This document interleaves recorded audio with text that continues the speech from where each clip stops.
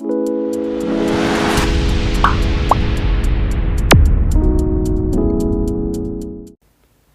sih yang terbesit di benak kita saat mendengar makanan pokok orang Indonesia?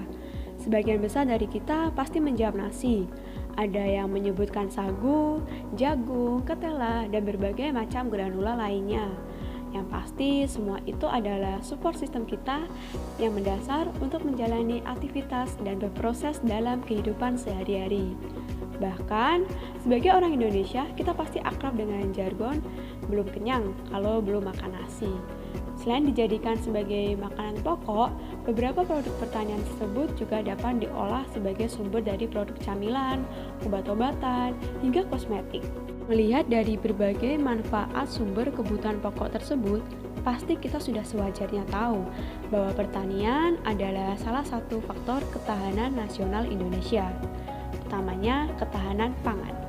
Ketahanan pangan sendiri adalah masalah yang serius bagi Indonesia dan semua negara karena kesejahteraan masyarakat sangat bergantung dengan ketersediaan pangan. Jika ketahanan pangan kuat, maka pembangunan dalam negeri akan berjalan lancar dan stabilitas nasional bisa tercapai. Namun sayangnya, untuk mewujudkan ketahanan tersebut, kita pasti menemui beberapa isu. Salah satu isu terbesar yaitu krisis lahan pertanian. Menurut laporan Badan Pusat Statistik Indonesia, pada tahun 2018 tercatat Indonesia memiliki lahan baku sawah seluas 7,1 juta hektar. Hal ini merupakan penurunan dari tahun 2013 yang mencatat lahan sawah seluas 7,75 juta.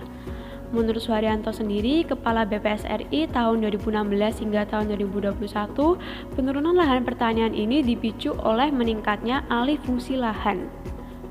Alih fungsi lahan pertanian tidak akan muncul jika tidak diakibatkan oleh pembangunan infrastruktur, industri, dan peningkatan jumlah penduduk. Dengan laju pertumbuhan penduduk sekitar 3 juta per tahun, maka tidak mengherankan jika kebutuhan akan lahan pemukiman semakin meningkat juga. Sudah banyak kita temui, banyak lahan pertanian itu disulap menjadi lahan pemukiman. Hal ini lagi-lagi menyebabkan berkurangnya lahan produktif pangan yang pasti akan mengancam ketahanan pangan juga. Isu ketahanan pangan lain yang serius adalah masalah regenerasi petani.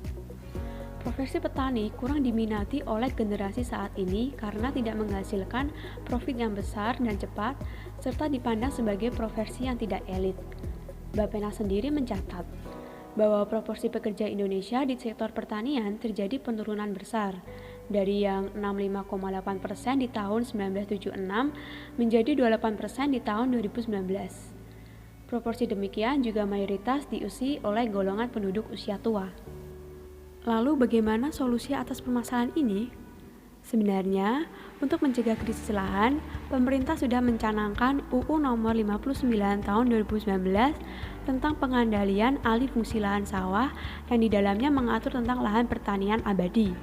Nah, lahan pertanian abadi ini nantinya tidak boleh diganggu-gugat untuk pengalihan fungsi lahan. Pelindungan lahan pertanian juga diatur dalam UU Nomor 41 Tahun 2009 dalam pasal 72, 73, dan 74 yang mengatur tentang sanksi pidana bagi orang, kelompok, dan pejabat yang melakukan alih fungsi lahan maupun yang mengizinkannya. Upaya lainnya yaitu pemanfaatan teknologi untuk mempercepat tumbuhnya agroindustri pangan lokal.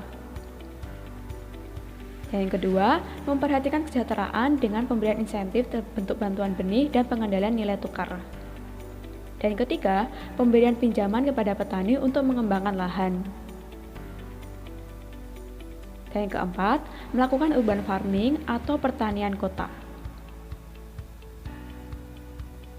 Dan yang kelima, sosialisasi dan penyuluhan kepada anak muda melalui perguruan tinggi untuk mendorong profesi di sektor pertanian. Sekian video saya tentang krisis lahan pertanian. Semoga bermanfaat dan terima kasih sudah menonton.